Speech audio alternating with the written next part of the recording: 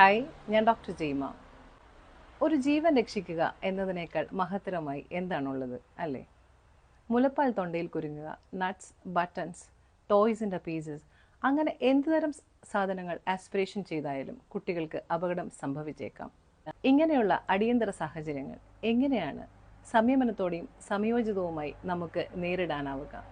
ഇല്ലെങ്കിൽ ഇത്തരം സാഹചര്യങ്ങൾ നമ്മുടെയൊക്കെ വീടുകളിലോ ഒരു പാർട്ടിക്കിടയിലോ റെസ്റ്റോറൻറ്റിലോ എപ്പോൾ വേണമെങ്കിലും സംഭവിച്ചേക്കാം. തീർച്ചയായും കണ്ടിരിക്കുക ഈ വീഡിയോ. ഫസ്റ്റ് ആൻഡ് ഫോർമോസ്റ്റ്, നിങ്ങൾ പാനിക് ആവാതിരിക്കുക.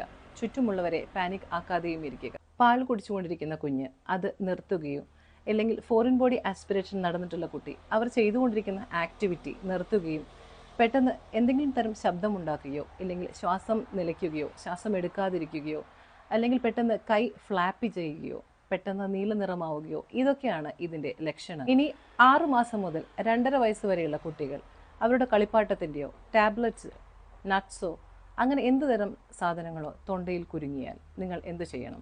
കുട്ടിയെ നിങ്ങളുടെ മടിയിൽ കമിഴ്ത്തി കിടത്തുക. കുട്ടിയുടെ തലഭാഗം കുറച്ച് താഴേക്കായി കുട്ടിയുടെ വായുടെ 2 സൈഡിലായി പിടിച്ച് നിങ്ങളുടെ കൈത്തണ്ടിൽ തൈ സപ്പോർട്ടോടുകൂടി 2 ഷോൾഡറിൻ്റെ ഇടയിലായി കൈപ്പത്തി ഉപയോഗിച്ച് 5 തവണ തട്ടുക.